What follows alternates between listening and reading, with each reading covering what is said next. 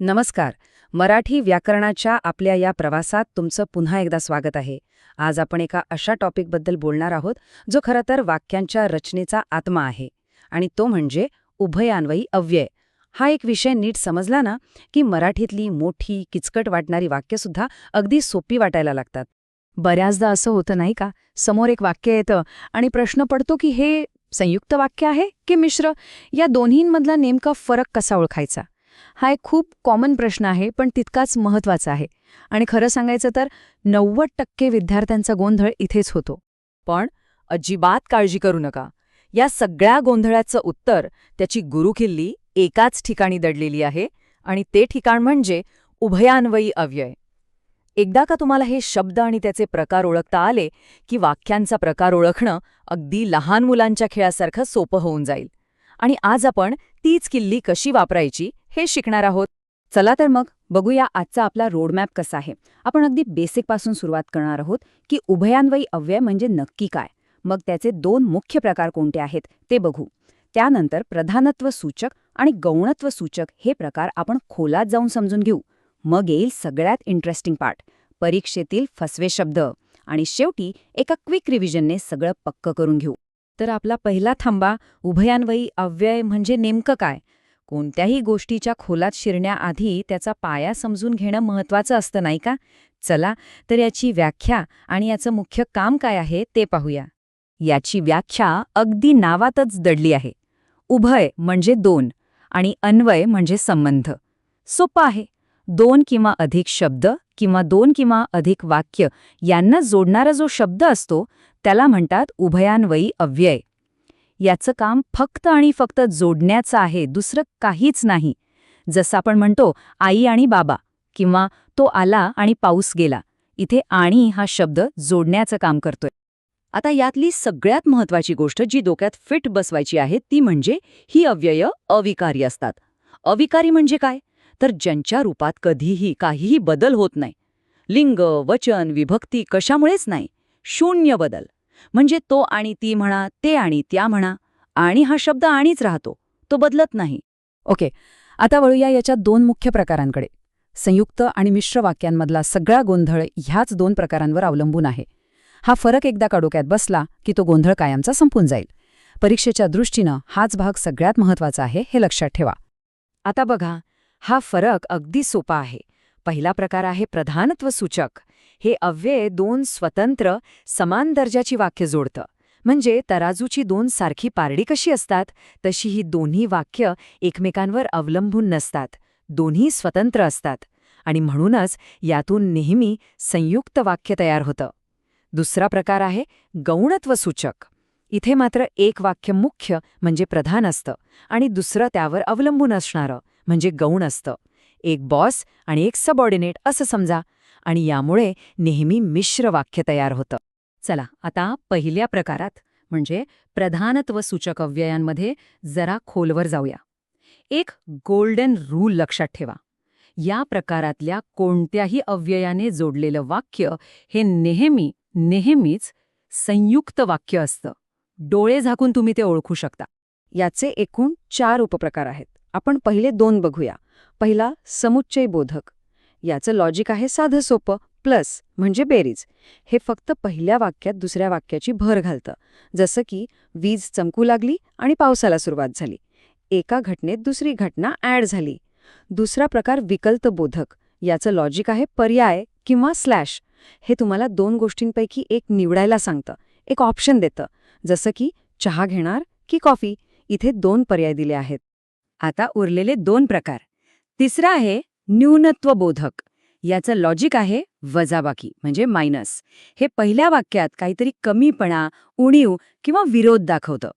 आपलं प्रसिद्ध उदाहरण आहेच, गड आला पण सिंह गेला. इथे पण हा शब्द विजयातली एक कमी दाखवतोय. आणि चौथा प्रकार आहे परिणाम बोधक. याचं लॉजिक आहे बाण, ॲरो. हे दाखवतं की पहिल्या घटनेचा परिणाम काय झाला. उदाहरणार्थ, गाडी बंद पडली, सबब उशीर झाला. गाडी बंद पडल्याचा परिणाम झाला, उशीर झाला. आता इथे एक छोटीशी पण खूप कामाची एक्झाम ट्रिक लक्षात ठेवा.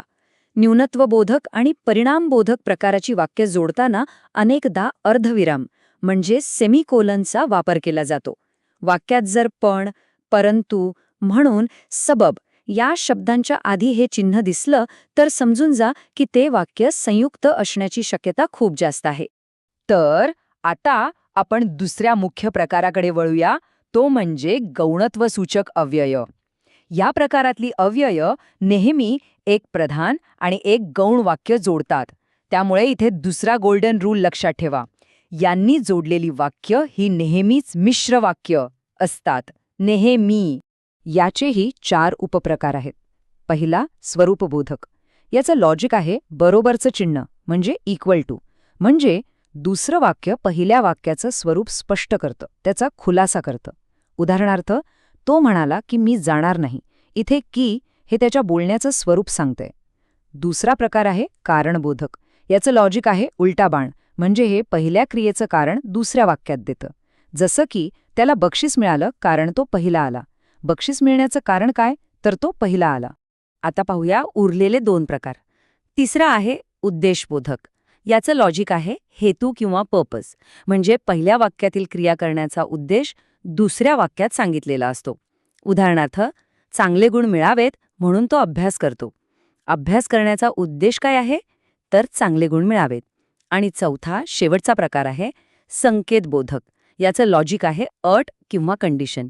म्हणजे जर एक गोष्ट झाली तरच दुसरी गोष्ट होईल अशी अट इथे असते. आपलं फेमस उदाहरण, जर अभ्यास केला तर पास होशील. पास होण्याची अट काय आहे, अभ्यास करणे. इथे अजून एक सुपर ट्रिक आहे जी परीक्षेसाठी खूप महत्वाची आहे. उद्देशबोधक वाक्यांमध्ये गौण वाक्यातील क्रियापद बहुतेक वेळा वा, वी किंवा वेने संपतं. जसं की व्हावे, मिळावे, करावे. वाक्यात उद्देश दाखवणारा शब्द दिसला आणि क्रियापदाच्या शेवटी वा, वी, वे दिसलं की डोळे झाकून ते उद्देशबोधक मिश्र वाक्य आहे हे ओळखून घ्यायचं. चला, आत्तापर्यंत सगळं सरळ होतं, बरोबर?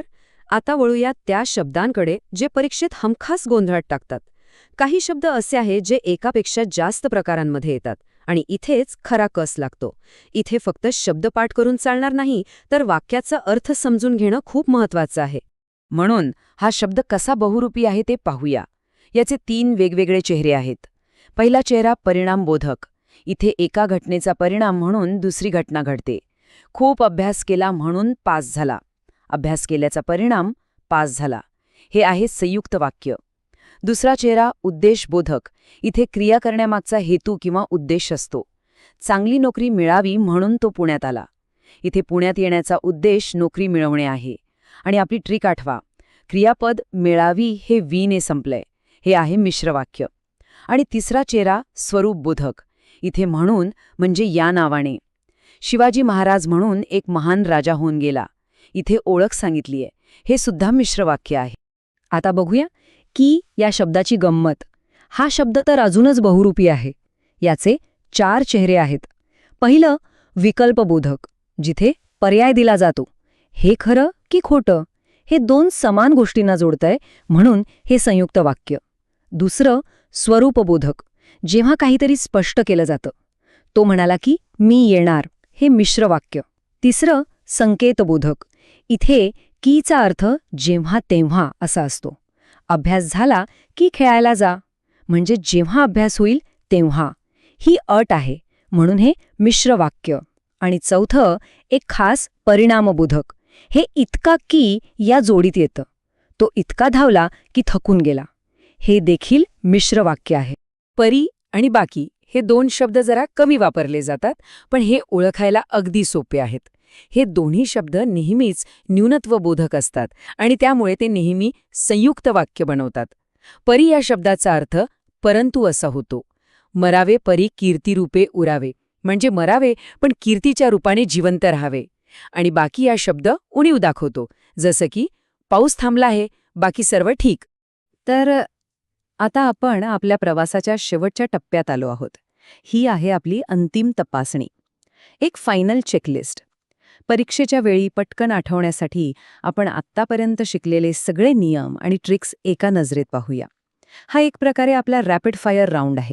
चला, संयुक्त वाक्य ओळखण्यासाठी हे 4 कीवर्ड्स लक्षात ठेवा. जर वाक्यात आणि व दिसलं तर तो समुच्चय, किंवा अथवा दिसलं तर तो विकल्प, पण परंतु परी दिसलं तर ती न्यूनता, आणि जर म्हणून हे परिणाम दाखवत असेल तर ते परिणामबोधक. हे चारही प्रकार फक्त आणि फक्त संयुक्त वाक्य बनवतात. आणि ही आहे मिश्र वाक्यांची चेकलिस्ट. जर म्हणजे किंवा की हे शब्द खुलासा करत असतील तर स्वरूपबोधक, कारण शब्द दिसला तर कारणबोधक, म्हणून हा शब्द उद्देश दाखवत असेल आणि क्रियापदाला वा, वी, वे लागले असेल तर उद्देशबोधक, आणि जर तर, जरी तरी ही जोडी दिसली तर ते संकेतबोधक. हे सर्व प्रकार नेहमी मिश्र वाक्य बनवतात. तर या संपूर्ण विश्लेषणानंतर आता सांगा, वाक्याचा प्रकार ओळखणं सोपं झालं की नाही? आता पुढच्या वेळी जेव्हा संयुक्त आणि मिश्र वाक्यांमध्ये गोंधळ होईल तेव्हा फक्त त्या जोडणाऱ्या शब्दाकडे म्हणजेच उभयान्वयी अव्ययाकडे लक्ष द्या.